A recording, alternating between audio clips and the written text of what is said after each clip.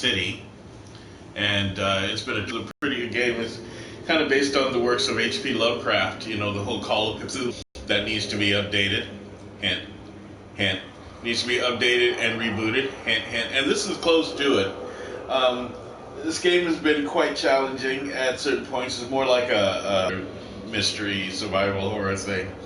And I'm quite entertained with it. It has some really good elements. I love the graphics and the battle scenes, you know, with things that you can do, could use a little bit of work. I think it's a little stodgy here and there. But I like the fact that you get weapons. You get a weapon as soon as you start. You get an entrenching tool, or actually, it's more like a small spade. I just can't get military stuff out of my head. But you get that, and you get a pistol to begin with. Now, I'm kind of part ways through the game. I'm not sure exactly where I am, but I have to go into the basement to, I guess, to do battle with some entity called Katiganar. And it's funny about this game, and it's about a lot of the games that I was just talking to my daughter and saying, why does everything have to happen in the basement? I mean, it's like, you'll find it in the basement. I'm like, dude, can you not put something in the basement for once in the dark? Always in the dark. It was like monsters only come out in the dark. That really doesn't do anything. It only shows that people have a fear of the dark. You know, so, but I like the game. As you see, I'm going down into the basement. I just found the basement key and didn't have to use the key. The door just opened. And I think it does immerse you into the game, which I really like. I can't stand games that are just, they're kind of surface and you're playing along, and this is a third person type of a thing, which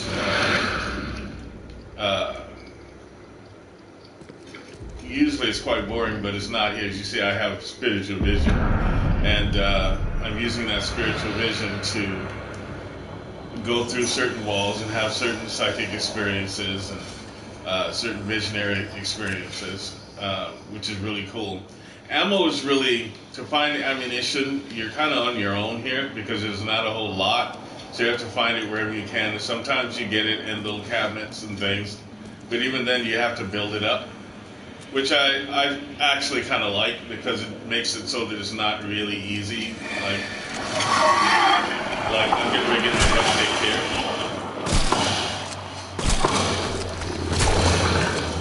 You know, but I did it because I prepared for it.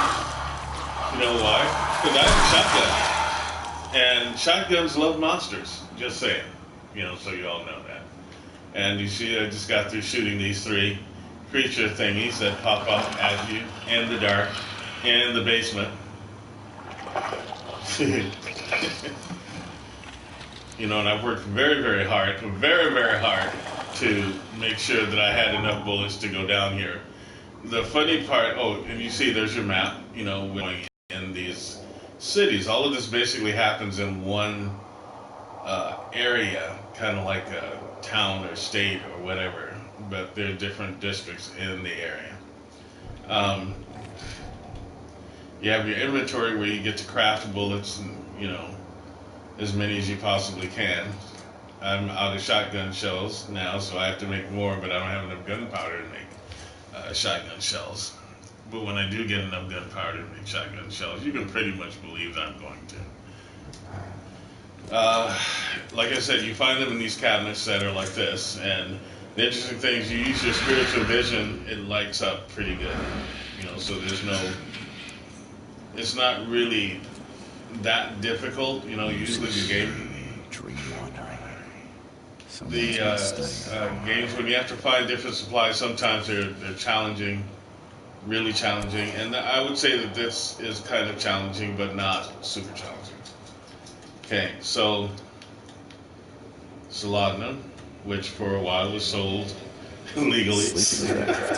Strong. You know, so. For those of you that don't know what laudanum was, it was basically cocaine or heroin, actually, and it was very strong. Oh, look at that! I got a free tentacle. Isn't that lovely? And now, I'm starting to hallucinate. Uh-oh. Okay, let's go. You know, what I really like about this game is that there's a psychological feature to it. And the psychological feature is that if you're down in a spiritual realm someplace, you basically begin to lose sanity. Which it's one of the secrets that I learned, that if you are down in a place where you're about to go insane, because when you go insane, the different creatures come out. The best thing for you to do is to turn away from the object that you're seeing, so that you can gain sanity again. As you can see here, watch. If I go into a certain area, what happens is my insanity meter, or sanity meter, which is the blue thing there, it will begin to go down. And then all of a sudden, the whole place will kind of warp in its dimensionality. And then all of a sudden I start seeing things. The human blood is to find treasures of the ones who are not human anymore. The fourth stone will drop the shadow on his dwelling. 3 lives take their start among the iron bars and the shadows of the second stone. The waters will wash away the first blood they spill. I have no idea what that means, but we're going to go see if we can deal with stuff the way that needs to be dealt with. Okay, I got more gunpowder. Now, I love the artwork. Now, as you can see, my insanity meter and my health meter are right next to it. The insanity meter is blue. The health meter is red. Okay, let's read this. At last, the dreams of my brothers and sisters have started to become clear. The cycle has come to its end. Time to perform the cleansing so our souls can retain their memory and their purpose. I put together all of the signs from our dreams and hid them so that only the seed can find them. I keep making words in between. They'll help him find what he seeks. Seed, that's me. If you are reading this, I hope you will restart the cycle so that we may meet in the next one. Don't you just love cryptic talk? I love cryptic talk, calling me seed. Although it's kind of a mystery, it still, has its endearing properties. Now I'm going to rotate this thing, and look, that's what I'm looking for. The little eye on the bottom. Yes, that is part of the seal. What was your first clue? And now I'm being led to a destination by these little clear birds. You see them? Little clear birds in there. And notice my sanity meter. You kind of have to hurry, otherwise you kind of go cuckoo. See, look, now I'm starting to go cuckoo. Great. Thank you very much. Okay, I don't need to go cuckoo. No one needs to go cuckoo. It's just not fair. You spend all your life trying to lead a good life, and what happens? You go in the basement and pick up a tentacle and go nuts. Okay, now the dimensions have unwarped themselves, but that's just to show you what happens. And now this book, I have to rotate it to see. Oh, and there's the eye. Looks like this was left for me. Yes, it was, because you are the seed, remember? Okay, so let's read this part. The first monolith, by its mere presence, shall transform a man from ordinary to renowned. Once the water rises, he will divine inhuman treasures never before seen, drawing crowds and acclaim to his humble abode. Many shall praise him, transcribe his words, and share his face on paper. Seek the monolith, for it hides what the seed desires under the azure cloak. The second monolith, portentous and proud, shall be delivered unto Oakmont with disciples 3, each identical to the last. They shall enter this world at an uncertain hour, as the first young citizens of Oakmont after the waters rise. Seek the monolith, for it holds that much the seed desires. Yeah, Asia cloak. Oh, great. Here we go. So all of the evidence has been collected in this particular area. Yes. You know why people talk when they play video games like this? Huh? Anybody care to guess? I'll tell you why I talk. Because it helps me know that I'm talking to someone. That means that somebody is with me and I'm not alone. But alas, I must go back up. I think I've gotten everything that I could possibly get from this place. I don't have to go in the water again, which is really creepy. Because could you imagine going on and... Okay, look. Could you actually imagine going into the depths of the ocean wearing this thing? This thing right here. This. Could you imagine? Okay, so that's all done. I'm not having creepy vision anymore. Okay. I think I've picked up everything that needs to happen here. I picked up everything from here. This is one thing that you have to do in this game because ammo is sparse and supplies are sparse. So you have to make sure that you've checked everything, because if you don't, you could miss something vital. Uh-oh. What'd you do? Homegirl. She did it. She burned herself. That's nuts. And now look, my insanity meter is going down. Okay, we have to get out of here now. See, because then if you don't get out of here, you're going to want to burn yourself too.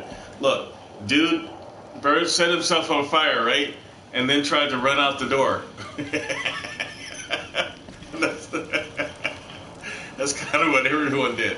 Set themselves on fire and then tried to run. No, you're supposed to run first, so you don't get set on fire.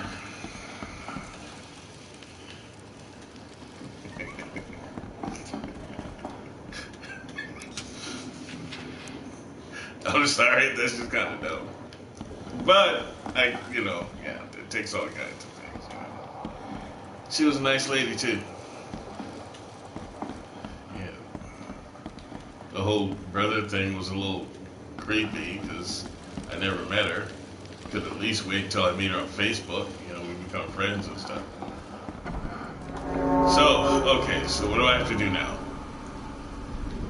So we made it out of the church. I've collected everything in there that I could possibly collect. Now, I kind of like going through these games adventurously. I know that there's certain clues and things that you get because they give you tons of clues. I'm a private eye. My name is Reed. And, help me out. I'm sorry.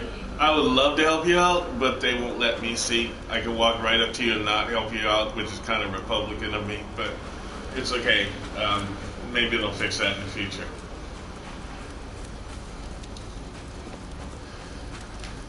Wait, I forgot to tell you one thing. I can give you a little bit of advice. Please, help me out. Pull yourself up by your own bootstraps. Okay, now. I'm completely conservative about that.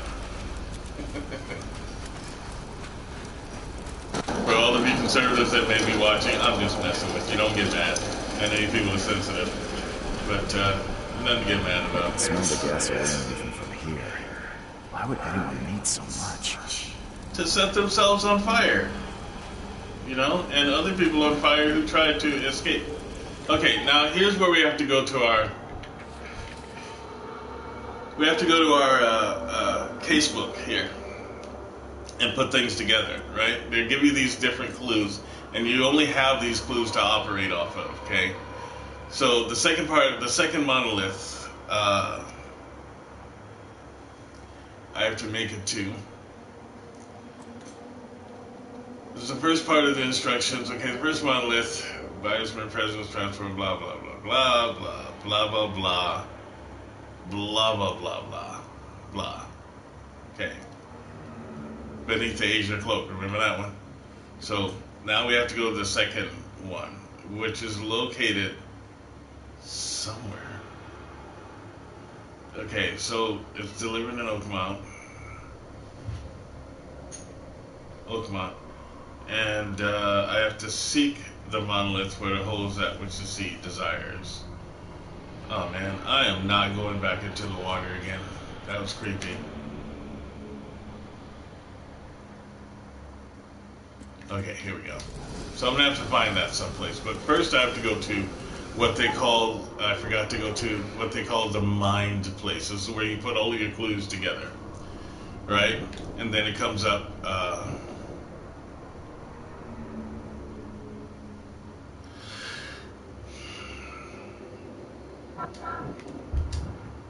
okay, you have to take all of your clues and you put them together, and what happens is you come up with this, you come up with a summation of everything. The cycle will repeat. K-finger beneath the Asia cloak. Okay, so the instructions from the fire worshippers say that one of the monoliths has what I see beneath the Asia cloak. The Asia cloak usually probably means water. Okay, great. And then the Katiganar thing. If I restart the cycle, Oakmont will be destroyed, but mankind will be spared another few centuries until the next person comes. Restarting the cycle is useless. There's no sense in postponing the inevitable. One day, someone will end the cycle and mankind will be destroyed. Let's see. Which one do I do? Which one do I do? Which one do I do? Which one do I do?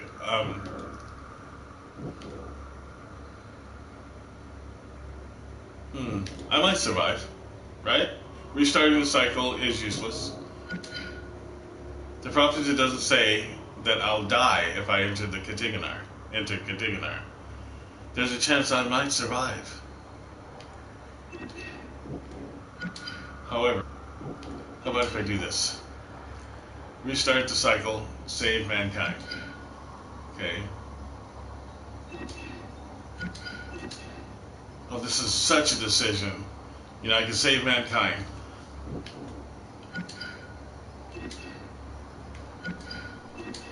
Okay, so here we go. Those are the only clues I have right now. That means that I have to do something else. I have to find the other monolith. And I think that each city has a monolith. Or each district has a monolith. I've only found one of the monoliths. Oh, in case you're wondering, that is the monolith.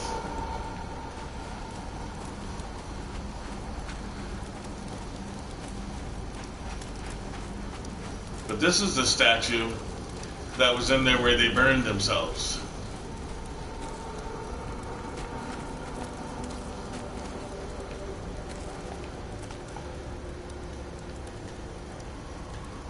Okay, so I have to get a good look at that.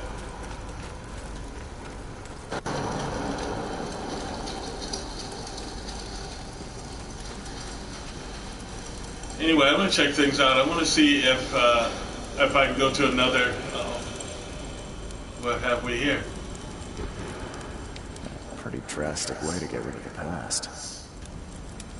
Yeah, but that's probably the best way to get rid of your past. Burn it. Burn it.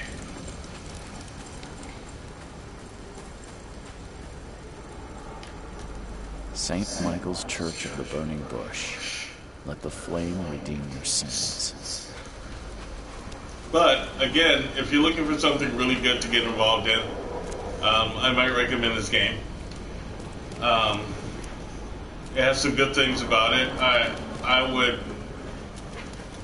like to be able to have a little more interaction. Okay, here we go. Now, when you find one of these things right here, usually they show up right away.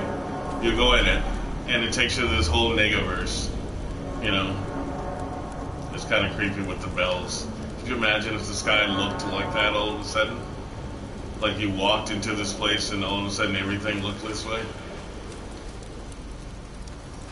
For me, I would be grateful that I had a machine gun and a shotgun, but I would also need a machete. So, this is also how you put together your case and how you find your next clues. See these little spots of light? There's a bunch of them all around. You just have to locate them. Sometimes they're easy to locate, sometimes they're not. After death, flames will consume all. The sinners will burn, but the righteous will bathe in it like warm milk. Fire is the love of our cave. Ew. Warm milk. Okay, dude. Seriously? If you light yourself on fire, sinner or not, you're going to burn. It's not going to feel like warm milk, which incidentally is kind of gross. Just letting you know.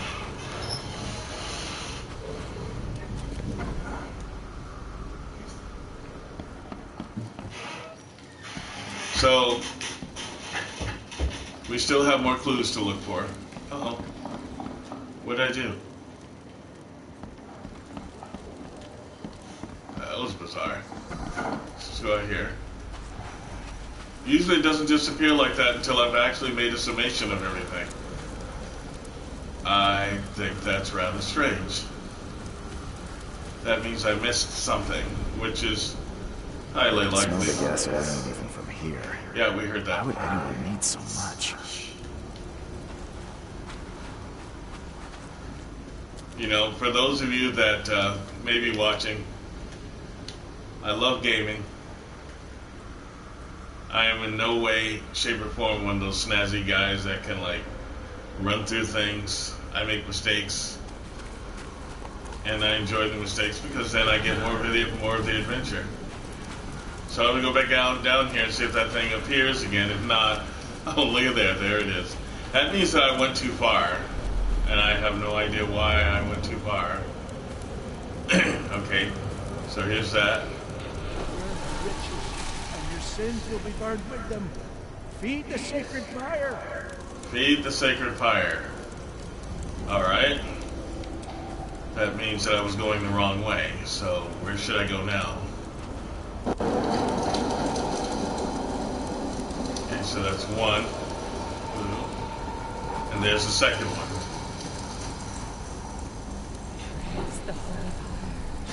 Praise the flaming K. Okay, let's see what we have here. Okay, so let's go here. These things are all in order if you find them. So I'm going to do, this one is one. And your sins will be burned with them. Feed the sacred fire.